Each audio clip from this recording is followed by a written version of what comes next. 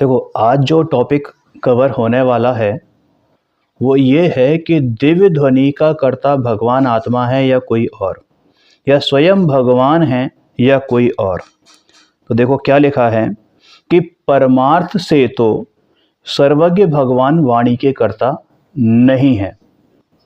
परमार्थ यानी कि क्या, निश्चय से तो, यथार्थ से तो, वास्तव में तो भगवान आत्मा, भगवान स्वयं वाणी के कर्ता नहीं है। कारण, क्योंकि वाणी है जड़ और भगवान है आत्मा, यानी जीव और पुद्गल दोनों में कौन सा अभाव है कि अत्यंता भाव है। तो अत्यंता भाव के कारण एक द्रव्य दूसरे द्रव्य का कर्ता कैसे हो सकता है ना। तो वही बात आई है कि जड़ का कर्ता भगवान आत्मा हो नहीं सकता। और ऐसा कौन कहते हैं कि स्वयं भगवान ऐसा कहते हैं, स्वयं भगवान ऐसा कहते हैं। समझ में आया ना। और ये जो कथन होता है कि भगवान आत्मा वाणी के कर्ता हैं, ये मात्र व्यवहारने का कथन है, उपचार का कथन है। भाई, वाणी तो स्वयं वाणी के कारण निकलती है, वाणी का कारण भी स्वयं है। देखो, स्वयं का ही उपादान कारण होता है। हाँ, निमित्त नैमित्तिक संबंध होता है, लेकिन निमित्त नैमित्तिक संबंध को हम परमार्थ से मान नहीं सकते। समझ में आया ना। तो वाणी तो स्वयं वाणी के कारण निकलती है, आत्मा के कारण नहीं। उपदेश के समय ज्ञानी ऐसा जानते हैं कि यह वाणी हमारी नहीं है, यानी कि आत्मा की नहीं है। चाहे वो तीर्थंकर की दिव्य ध्वनि हो, चाहे कोई ज्ञानी महात्मा पुरुष उपदेश दे रहे हों, या कोई विद्वान भी अगर कोई उपदेश दे रहे हैं, प्रवचन दे रहे हैं, तो भी उनको ये अंदर से भासित है कि ये वाणी मेरी नहीं है, ये वाणी तो वाणी की है, और मैं तो मात्र इस वाणी का ज्ञाता हूं, करता नहीं हूं। अब दो बातें हैं कि एक है कहना और एक है जानना। तो वाणी में स्वयं पर का भेद करने की, यानी स्वयं पर को कहने की सामर्थ्य है। समझ में आया ना। स्वयं और पर को कहने की सामर्थ्य है। वहीं ज्ञान में स्वयं पर को जानने की सामर्थ्य है, ज्ञान में स्वयं पर को जानने की सामर्थ्य है, यानी आत्मा में स्वयं पर को जानने की सामर्थ्य है। वाणी में जो स्वयं पर को कहने की सामर्थ्य है वह आत्मा से हुई हो, ऐसी बात भी नहीं है।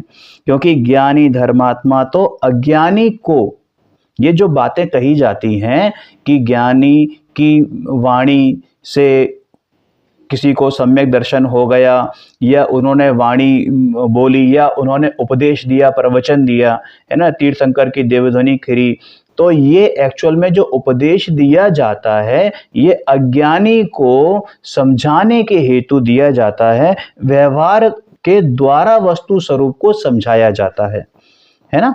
आता है ना 8वीं गाथा में कि मलेच्छ को मलेच्छ की भाषा में समझाया जाता है। आप मलेच्छ को सीधे परमार्थ की बात समझा दोगे तो उसके कुछ भी समझ में नहीं आएगा। कहते हैं ना, काला अक्षर भैंस बराबर, भैया उसको कुछ समझ नहीं आएगा। आप छोटे बच्चे को जो अभी प्ले ग्रुप में भी नहीं गया और उसको आप सीधे जो है 10th क्लास की बुक पकड़ा दोगे तो उसको क्या समझ में आएगा। तो पहले वो डॉटेड लाइन से वो ए बनाना तो सीखे, पहले वो शब्दों को पहचानना तो सीखे, पहले अक्षरों को पहचानना सीखे। समझ में आया ना। तो ऐसे ही छोटे बच्चे को, यानी मलेच्छ को, उसकी व्यवहार की भाषा में समझाया जाता है। ठीक है। और अज्ञानी करता क्या है, उसकी जो बुद्धि है वो क्या करती है अज्ञान अवस्था में, कि अज्ञानी व्यवहार को ही पकड़कर बैठ जाता है। ये उसकी भूल है। अज्ञानी व्यवहार को ही पकड़कर बैठ जाता है और कहता है, देखो बहस भी करता है, कहता है ये अच्छा आप हमें समझा रहे हो, तो इसका मतलब ये कि आप ये समझते हो कि आपके समझाने से हम समझ जाएंगे। समझ में आया ना। यानी कि यही तो मानकर समझाते हो कि आपके समझाने से हम समझ सकते हैं। जब आप उपदेश देते हो तो यही सोचकर देते हो ना कि हमारे उपदेश से ज्ञान होगा, यानी कि हम समझेंगे। जो अज्ञानी कहता है ना, लोग तत्व को समझ लेंगे आपके समझाने से। क्या बिना किसी प्रयोजन के एवं ही उपदेश देने बैठ जाते हो, प्रवचन देने बैठ जाते हो? अरे यदि उपदेश से कुछ समझना या समझाना नहीं है तो फिर मौन रहना ही ठीक है। फिर तो आप चुप रहो, सब अपनी अपनी योग्यता से समझ जाएंगे। क्या बड़ी बात है इसमें? समझ में आया ना? तो आचार्य समाधान करते हैं, भाई थोड़ा धीरज रख, ठंड रख, किसी को समझा दें ऐसी हमारी सामर्थ्य नहीं है, ऐसा वस्तु का स्वरूप ही नहीं है।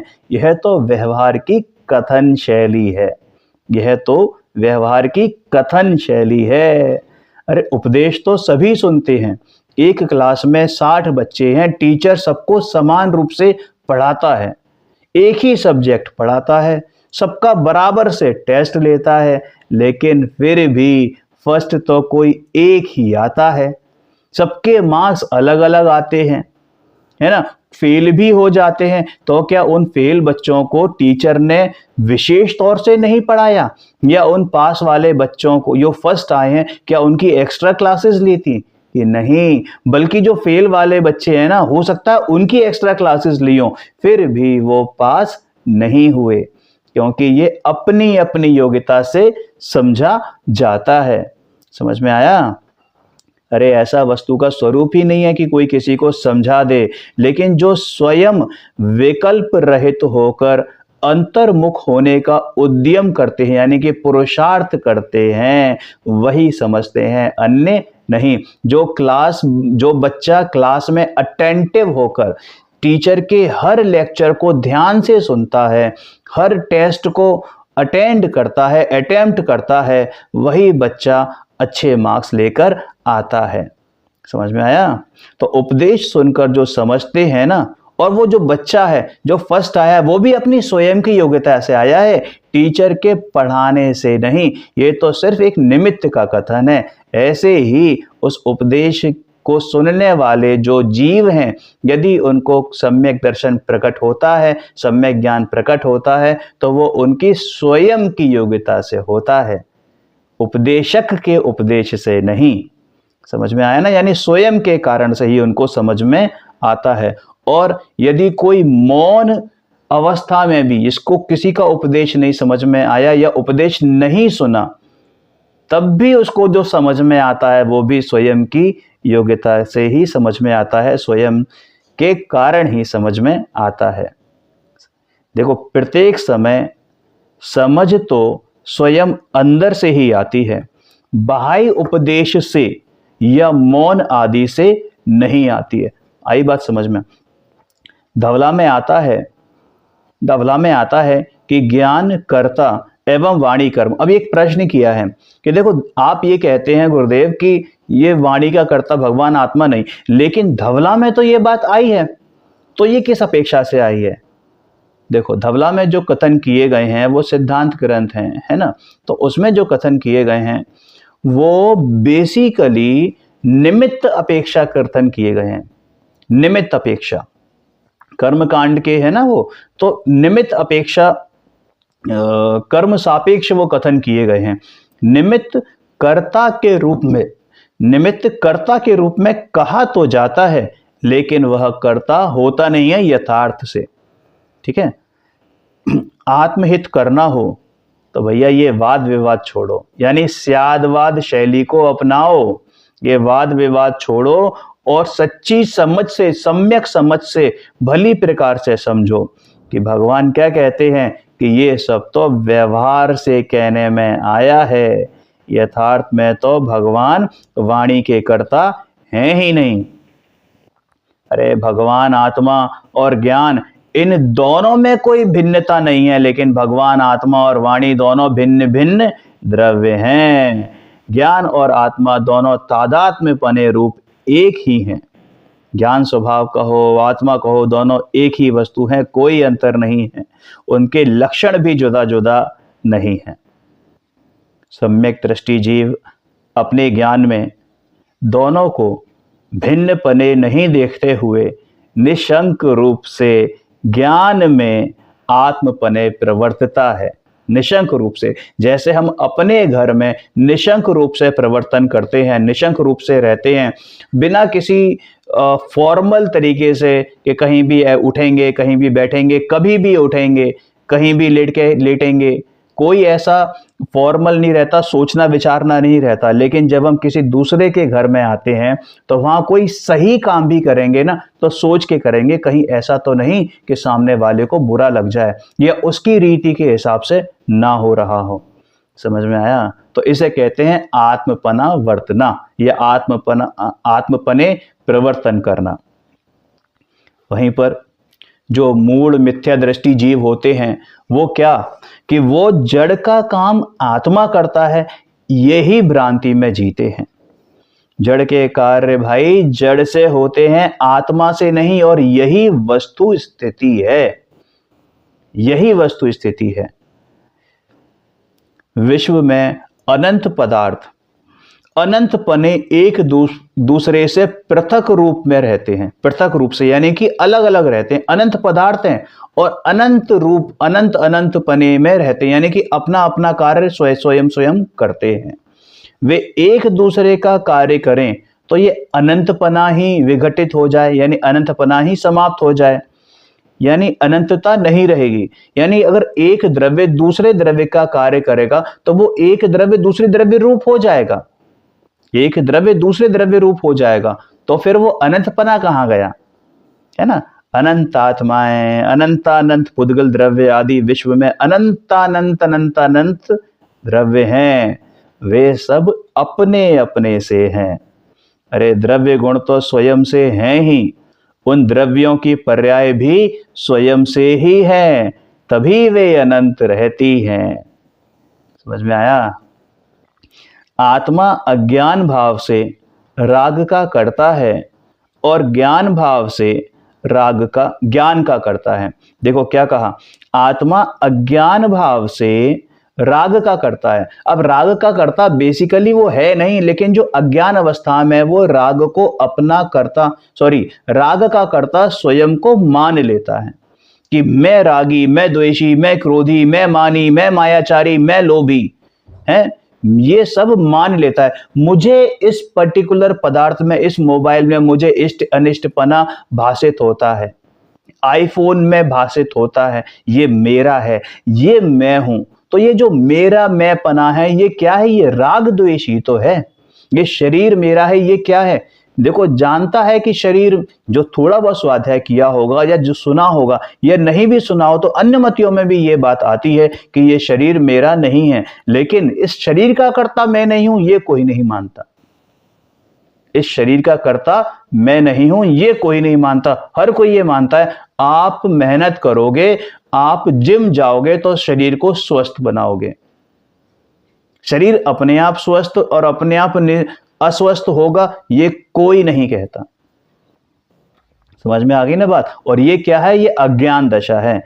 आत्मा अज्ञान भाव से राग का करता है, मतलब राग का कर्ता अपने को मानता है, और ज्ञान भाव से ज्ञान का करता है। ज्ञान भाव से ज्ञान का करता मतलब क्या? कि वस्तु स्थिति ही यही है कि ज्ञान ज्ञान का ही करता होता है, क्योंकि स्वयं का करता है। अरे ये शरीर, वाणी, पैसा आदि जड़ की क्रिया आत्मा कभी कर नहीं सकता, करता नहीं, कर नहीं सकता। और यहाँ कहते हैं कि ज्ञान और आत्मा को भिन्न नहीं देखता हुआ ज्ञानी निशंक पने ज्ञान में प्रवर्तन करता है। ज्ञान और आत्मा एक हैं। इस प्रकार जो ज्ञान में वर्तता है वही आत्मा में वर्तन करता है।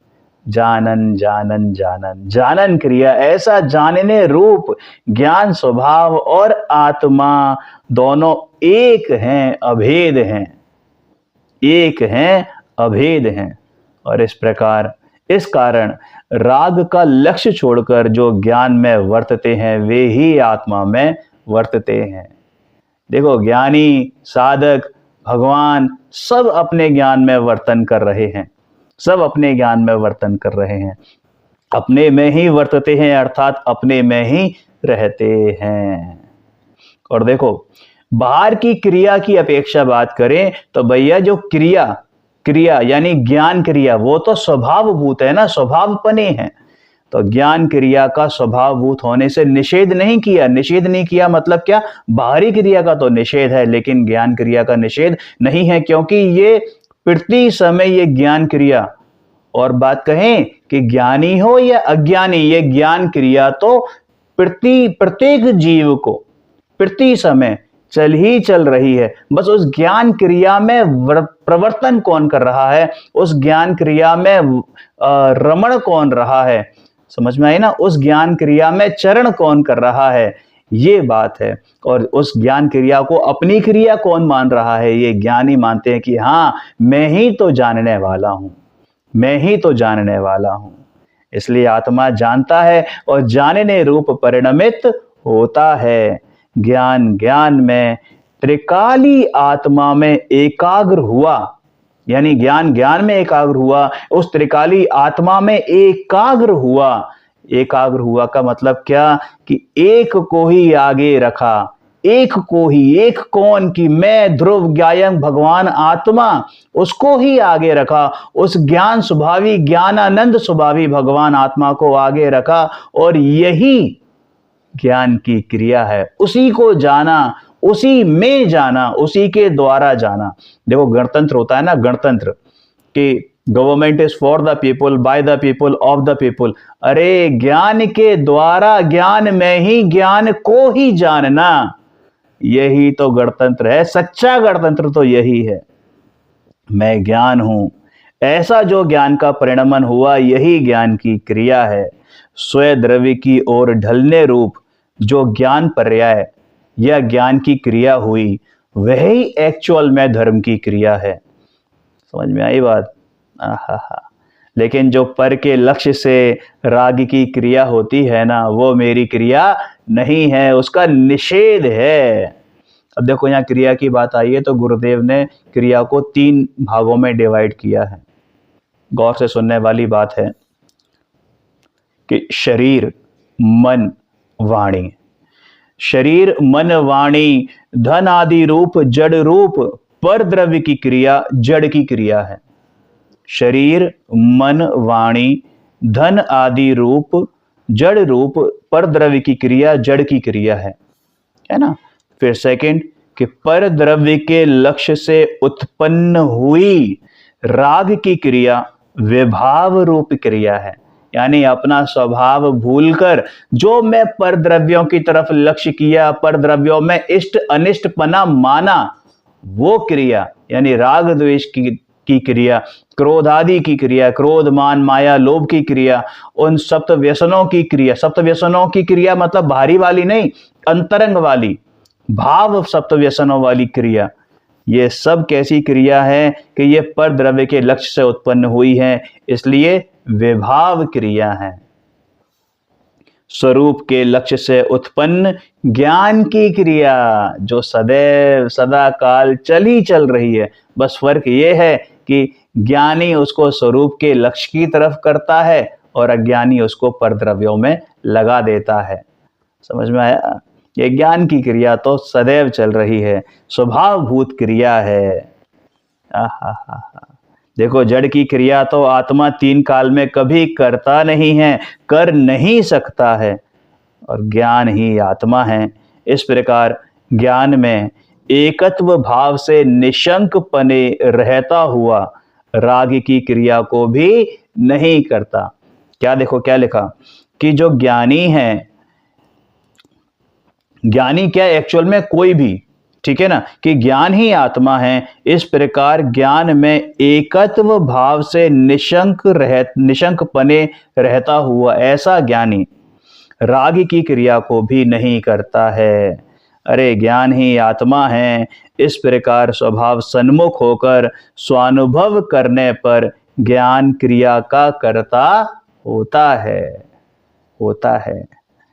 इसमें द्रव्य गुण पर्याय तीनों आ जाते हैं। कैसे आ जाते हैं कि देखो, जब हम किसी एक वस्तु को जानते हैं तो उसके गुण को भी जानते हैं, उसकी उस वर्तमान पर्याय को भी जानते हैं। इनफैक्ट पर्याय की अपेक्षा ही हम उस वस्तु को जान पाते हैं, ठीक है ना बात। अब उस पर्याय की अपेक्षा जान पा रहे हैं तो उस द्रव्य को जान रहे हैं ना, द्रव्य तो आ रहा है ना जानने में। जैसे शिकंजी है, शिकंजी में 4-5 चीजें डली, आपने नींबू भी डाला, पानी तो खैर था ही, फिर उसमें नींबू डाला, नमक डाला, चीनी डाली, तो जब आप उसका स्वाद ले रहे हो तो आपके जानने में चीनी भी आ रही है, चीनी की मिठास आ रही है, ठीक है ना। और उस चीनी के उस पर्याय रूप में आ रही है, मतलब क्योंकि है तो सब पुद्गली, तो पुद्गल की वो पर्याय भी आ रही है, चीनी रूप पर्याय, राइट। तो वो जो है हमने द्रव्य गुण पर्याय तीनों का एक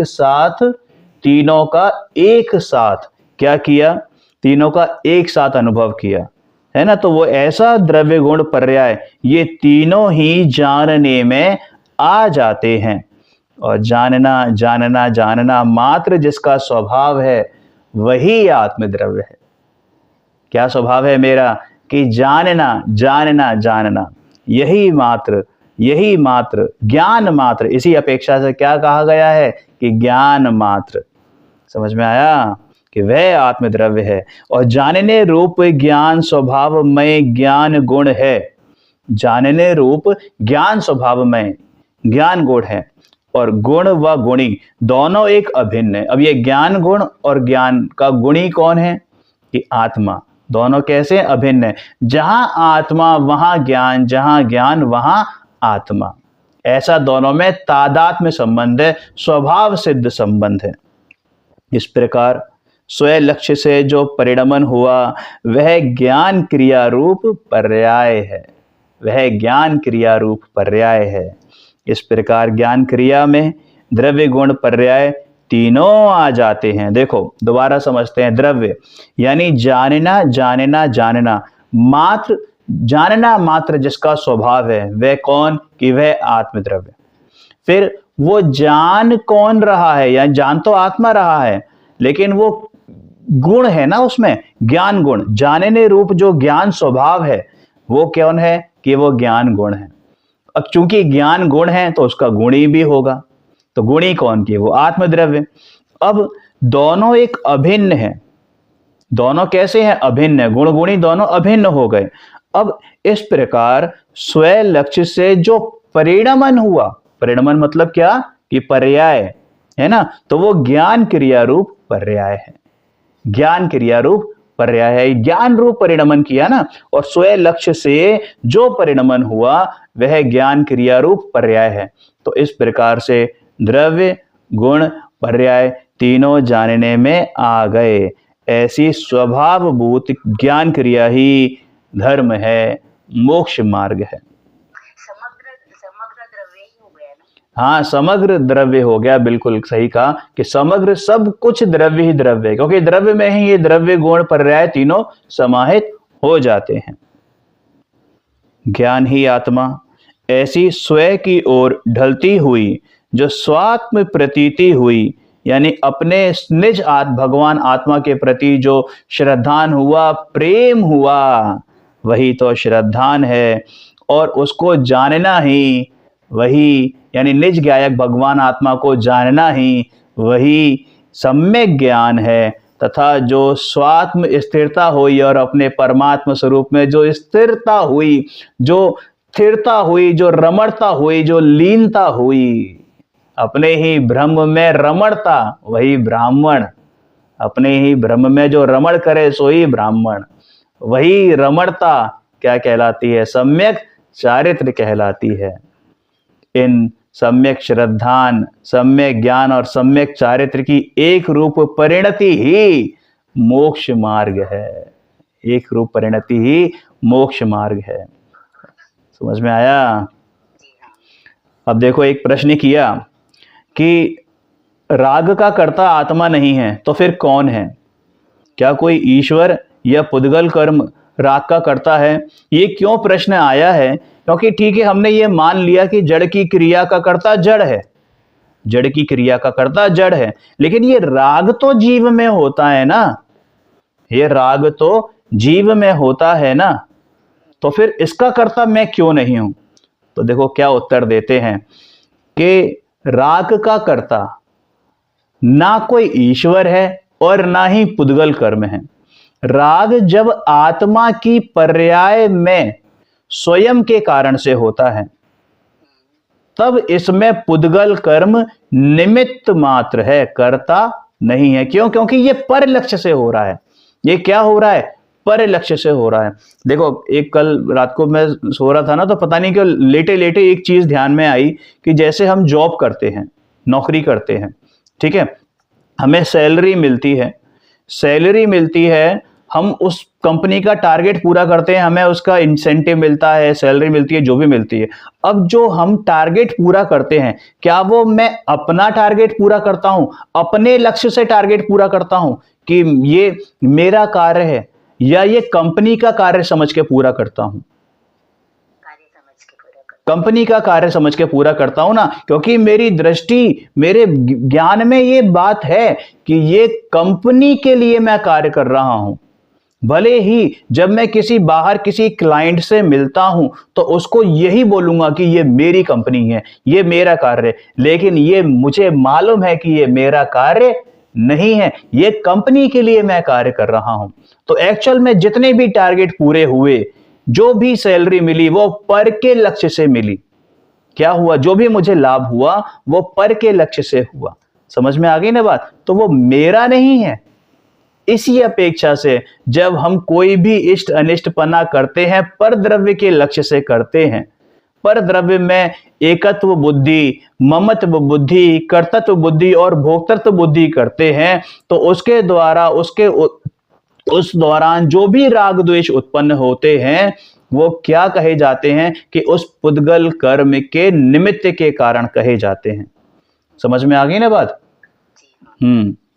तो आत्मा का स्वभाव तो शुद्ध चैतन्य है, उस ओर ढलती हुई। और देखो, वही बात आई थी कि पर लक्ष्य से हुआ था ना वो राग द्वेष, इसलिए वो पर लक्ष्य के यानी पर द्रव्य के कहे जाते हैं, इसलिए वो पर द्रव्य के कहे जाते हैं। दूसरी बात ये कि वो जो राग द्वेष है, ये बात बिल्कुल सच्ची है कि जहां राग द्वेष होंगे वहां जीव होगा, लेकिन कि उतनी ही सच्ची ये बात भी है कि जहां जहां जीव होगा वहां वहां राग द्वेष हो, ये कोई जरूरी नहीं है। क्योंकि वीतरागी संतों को ठीक है रागांश होता हो, लेकिन अरिहंत और सिद्धों को तो रागांश भी नहीं है, मतलब 0%, खत्म हो गया बिल्कुल, वहां तो राग की कोई बात ही नहीं है। समझ में आया? देखो, आत्मा का स्वभाव शुद्ध चैतन्य है, उस ओर ढलती हुई ज्ञान की पर्याय आत्मा की निर्मल परिणति है। ज्ञान की जो पर्याय, निर्मल परिणति कह लो या निर्मल पर्याय कह लो, क्या मतलब? कि वो जो ज्ञान की पर्याय मुझे जान रही है, अपनी ओर ढुली हुई है। देखो, जान तो ज्ञान को ही रहा है, लेकिन जब ये ज्ञान जान लेता है कि मैं जानने वाला जिसको जान रहा हूं वही मैं हूं, तो इसका मतलब क्या? कि उसकी दृष्टि भी उस ओर ढल गई है ना, उसकी दृष्टि भी उस ओर ढल गई। तो उसी समय जो ज्ञान की पर्याय आत्मा की ओर ढलती है, ज्ञान के उस आत्मा के शुद्ध स्वभाव की ओर, है ना, चैतन्य की ओर, चैतन्य चैतन्य चैतन्य चैतन्य की ओर ढलती है, तो वही आत्मा की निर्मल पर्याय कही जाती है। और ये ज्ञान में ज्ञान हो रहा है। हाँ जी, ज्ञान में ज्ञान स्थिर हो रहा है ना, धीरे धीरे करके। तो यही क्या अवस्था है कि यही सम्यक दर्शन, सम्यक ज्ञान और सम्यक चारित्र की एक रूप अवस्था है, एक रूप दशा है, और यही मोक्ष मार्ग है। सम्यक दर्शन ज्ञान चारित्राणि मोक्ष मार्ग। तो यही सम्यक दर्शन, सम्यक ज्ञान, सम्यक चारित्र की एकता रूप मोक्ष मार्ग है। समझ में आया? दृष्टि के अंतर्मुख ढलने पर, अंतर्मुख यानी मेरी ओर ढलने पर, ज्ञान में एकाग्रता की जो क्रिया होती है, ज्ञान में एकाग्रता की जो क्रिया होती है ना, उसका निषेध नहीं है, क्योंकि वो स्वभावभूत क्रिया है। वो कैसी है? मेरे स्वभाव बने हैं, मेरे स्वभाव के कारण है, मेरे स्वभाव को प्रकाशित करने वाली है। क्योंकि जैसा स्वभाव है उसी जाति की ज्ञान की क्रिया यह आत्मा की परिणति हुई है। मैं अपना व्यापार खोलूंगा, सारा नफा नुकसान किसका होगा? मेरा होगा। क्लाइंट किसके बनेंगे? मेरे बनेंगे। लेकिन अगर मैं नौकरी करता हूं तो कुछ भी कर लूं, वो कैसी क्रिया है कि पर लक्ष्य से की हुई क्रिया है, इसलिए पर ही है। क्या है? पर ही है। और मेरा व्यापार मेरा है, मेरे क्लाइंट मेरे हैं, मेरी जेब से पैसे जाएं तब भी मेरे हैं और मेरी जेब में पैसे आए तब भी मेरे हैं। समझ में आ गई ना बात? मतलब उसको अब ऐसे ग्रहण मत करना कि मैं बिजनेस करने का प्रमोट कर रहा हूं, मतलब सिर्फ एक उदाहरण है कि अपना अपना होता है। तो ऐसे ही ज्ञान ज्ञान का है, और जो ज्ञान के पर्याय ज्ञान को जान रही है, ज्ञान की ओर डुली हुई है, वही एक्चुअल में मेरी परिणति है, ज्ञान की परिणति है ना? स्वयं का कार्य स्वयं में ही हो। हाँ, अरे यही तो गणतंत्र है। अभी आप नहीं आए थे, बताया था कि यही गणतंत्र है। ज्ञान ज्ञान के द्वारा ज्ञान को ही और ज्ञान में ही है जान रहा है। षटकारक लग गए फिर तो इसमें पूरे सर। अब षटकारक की यहाँ बात आई नहीं है, हालांकि ये कहेंगे आगे आगे कहेंगे, ठीक है ना? बट ये बात ये है कि ज्ञान ज्ञान के द्वारा ज्ञान को ज्ञान से जान रहा है ना? होता है ना, गणतंत्र में बताया था अभी कि सरकार किसके द्वारा होती है? लोगों के द्वारा, लोगों की, और लोग ही उसको सेलेक्ट करते हैं, है ना? Government is for the people, government is of the people, government is by the people. तो ऐसे ही ये ज्ञान के द्वारा ज्ञान में ही ज्ञान को ही, यही ज्ञान क्रिया है ना, वही जानने वाला भी मैं, जानने में आने वाला भी मैं, और ये सारी क्रिया को जानने वाला भी मैं ही, करने वाला भी मैं। समझ में आया? तो अब देखो क्या कहते हैं कि कोई अज्ञानी जीव कहते हैं कि आपने क्रिया का लोप किया है। किसका लोप किया? क्रिया का लोप किया, यानी क्रिया को ही गायब कर दिया। तो भैया पहले क्रिया का स्वरूप समझो कि क्रिया होती क्या है। क्रिया स्वभावभूत होती है, वही क्रिया होती है। और मेरा स्वभाव क्या है? जानने रूप क्रिया है। मेरा स्वभाव क्या है? जानना। क्या है स्वभाव? ज्ञान। तो भैया ज्ञान क्रिया का लोप नहीं किया है, यही ज्ञान क्रिया धर्मी जीवों को होती है, क्योंकि यह स्वभावभूत क्रिया है। आत्मा और ज्ञान में कोई भी अंतर नहीं है। धर्मी जीव दोनों के अंतर को, यानी दोनों के भेद को ना देखता हुआ निशंक रूप से ज्ञान स्वभाव में आत्मपने रहता है। और यही ज्ञान क्रिया स्वभावभूत क्रिया होने से निषेध नहीं की गई है। इसका निषेध करना भी संभव, इसका निषेध करना संभव भी नहीं है। ज्ञान क्रिया का अगर लोप किया होता तो जीव का भी लोप हो जाएगा। बिल्कुल सही बात है ना, बिल्कुल, क्योंकि वो ज्ञान क्रिया हो ही तो मेरे स्वभाव पने है ना। तो यानी कि अगर उस मेरी क्रिया का लोप कर दोगे तो मेरा लोप कर दोगे। समझ में आई ना बात? हाँ, कितना खूबसूरत लिखा है। अब देखो यहाँ पर क्या बात हुई है कि ज्ञान में जो अनुभूति स्वरूप, अब ये 17-18 नंबर का रेफरेंस दिया यहाँ पर समयसार जी की 17-18वें नंबर की गाथा का, कि ज्ञान में जो अनुभूति स्वरूप त्रिकाल भगवान आत्मा जानने में आ रहा है, निरंतर जानने में आ रहा है, वही मैं हूं। ऐसी ज्ञान क्रिया के साथ ही श्रद्धान का उदय होता है, और तब वह परमात्मा आत्मा दया दान व्रत नियम संयम आदि समस्त पर भावों से, यहाँ अशुभ भावों की तो बात ही नहीं है। अरे भैया तू अशुभ भावों को तो बहुत पीछे छोड़ आया, अब तो शुभ भाव भी तेरे भाव नहीं है। ऐसे व्रत दान नियम संयम आदि समस्त पर भावों से भेद ज्ञान हो जाने से स्वभाव में स्थिर होने में समर्थ होता है। देखो अशुभ भावों को बुरा तो हर कोई कहता है।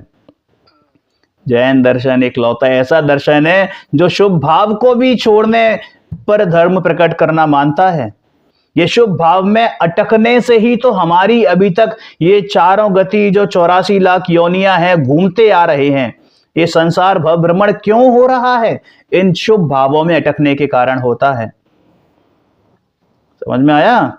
वो 2000 साधिक वाला जो प्रकरण आता है ना कि 2000 साधिक के बाद मनुष्य भव की प्राप्ति होती है ना? तो उसमें कैसा प्रकरण आता है, उसमें ये बताते हैं कि भैया उस 2000 में 1300 जने 1250 सागर तो तू स्वर्ग में रहा है। समझ में आई बात? 2000 सागर में 1250 सागर तो तू स्वर्ग में है, और 750 सागर मात्र 750 सागर तू नरक में रहा है। इसका मतलब तूने शुभ भाव ज्यादा करे, तूने ये दया दान व्रत आदि के नियम ज्यादा लिए। समझ में आ गई ना बात?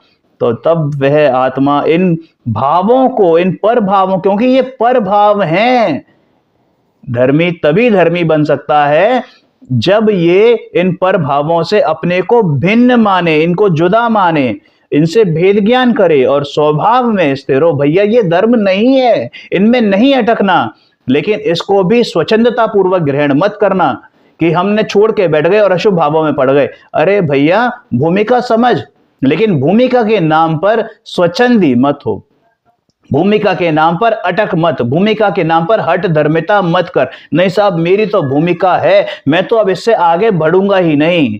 तो भैया तू भूमिका कभी अपनी भूमिका में आ ही नहीं पाएगा, क्योंकि तेरी भूमिका तो तेरी भूमि में रहने में है। तेरी भूमि कौन सी? जो प्रकृष्ट भूमि, तेरा जो देह देवालय में विराजमान भगवान आत्मा है, वही तेरी भूमि है, वही तेरी भूमि है। उस दिन बताया था ना हठाग्रह करने। बिल्कुल। अरे जिद से कभी भी धर्म नहीं होता, जिद से ना तो तू इसमें अटक और ना एकदम ऐसा हट कर ले कि नहीं साहब मैं तो आज ही मुनि अवस्था धारण कर लूंगा। ज्ञान हुआ नहीं है, सम्यक दर्शन प्रकट हुआ नहीं है। समझ में आया ना? लेकिन अब इसमें भी ये निषेध ऐसा मत समझ लेना स्वच्छंदता कि नहीं साहब हमने तो उसका निषेध कर दिया। निषेध नहीं है, द्रव्यलिंगी मुनिराज भी साक्षात वंदनीय हैं, वंदनीय हैं। पता नहीं कब उनको सम्यक दर्शन हो जाए, और वो कब? कुछ समय में ही क्या हो जाए? केवल ज्ञान की प्राप्ति हो जाए और मोक्ष को सिधार जाए। हाँ समझ में आया? लेकिन बात सिर्फ इतनी है कि जो निशंक पने अपने में ठहरने वाली बात है, वो तभी कर सकता है जब तू स्वभाव का आश्रय लेगा, अपने में रमण करेगा। आत्मा की सिद्धि यही है, आत्मा की रीति यही है, यही मोक्ष मार्ग है, क्योंकि यही स्वभाव भूत है। समझ में आया? ओम नमः सिद्धेभ्य।